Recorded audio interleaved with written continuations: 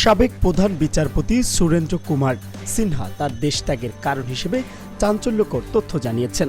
তাকে কিভাবে দেশ ছাড়তে বাধ্য করা হয়েছিল এবং সে সময় কি কি ঘটেছিল তার সঙ্গে সেসব বিষয়ও ফাঁস করেছেন সাবেক এই বিচারপতি। সম্প্রতি ভিডিও কলের মাধ্যমে বিদেশ থেকে একটি সংবাদ মাধ্যমকে দেওয়া সাক্ষাৎকার দেওয়ার সময় এসব ফাঁস করেন। এসকে সিনহা জানান ৭ বছর আগে জোর করে দেশ ছাড়তে বাধ্য করেছিলেন সাবেক প্রধানমন্ত্রী শেখ হাসিনা। শেখ হাসিনা তাকে প্রচণ্ড চাপের মধ্যে রেখেছিলেন এবং ডিজিএফআই সদস্যদের মাধ্যমে তাকে দেশ ত্যাগ করতে বাধ্য করেছিলেন।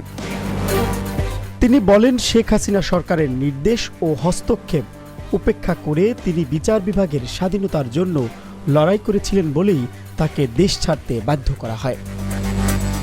বিচারপতি সিনহা নির্বাহী বিভাগের পরিবর্তে নিম্ন আদালত নিয়ন্ত্রণে বিচারকদের ক্ষমতা সুপ্রিম কোর্টের হাতে রেখে শৃঙ্খলা বিধিমালা প্রণয়নের জন্য আইন মন্ত্রণালয়কে নির্দেশ দেন এবং ২০১৭ সালের জুলাই মাসে ষোড়শ সংশোধনী সুপ্রিম কোর্টের বিচারক অপসারণ মামলার রায় সরকারের অনুকূলে দিতে অস্বীকৃতি জানানোর পর দ্বন্দ্ব চরমে পৌঁছায়।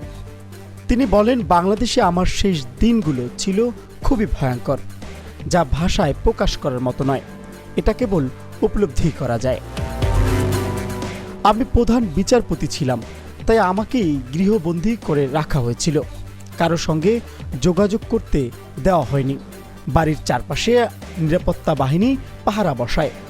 আমার একজন স্টাফ বাসায় ঢুকতে গেলে তাকে পেটানো হয়। ডিজিএফআই এর তৎকালীন প্রধান সাইফুল আবেদিন মধ্যরাতেও আমাকে বিরক্ত করতেন এবং পদত্যাগ করে দেশ ছাড়ার জন্য চাপ দিতেন।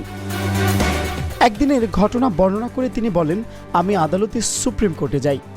আমি সবেমাত্র আমার কাজ শেষ করেছি, তখনই ডিজিএফআই প্রধান আমার অফিসে আসেন। তিনি আমাকে বলেন, প্রধানমন্ত্রী নিজেই তাকে পাঠিয়েছেন এবং তিনি আমাকে পদত্যাগ করতে এবং দেশ ছেড়ে চলে যেতে বলছেন। আমি চিৎকার করে বললাম, আপনি কে এবং আপনি সব কি বলছেন? ডিজিএফআই প্রধান বলেন, তারা শুধু প্রধানমন্ত্রীর আদেশ বাস্তবায়ন করেন, আইনমন্ত্রী বা অ্যাটর্নি জেনারেলের নয়। আমি তাকে বেরিয়ে যেতে বলি। এরপর আমি ঘরে ফিরে গেলে আমাকে গৃহবন্দী করে রাখা হয়।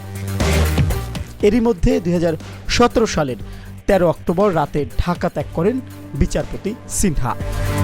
সাবেক প্রধান বিচারপতি বলেন, তিনি বাংলাদেশে ফিরতে প্রস্তুত, নিরাপত্তা নিশ্চিত হলেই তিনি দেশে ফিরবেন। সংশ্লিষ্ট আদালতে আত্মসমর্পণ করে প্রমাণ করবেন যে তার বিরুদ্ধে দায়ের করা মামলাগুলো মিথ্যা।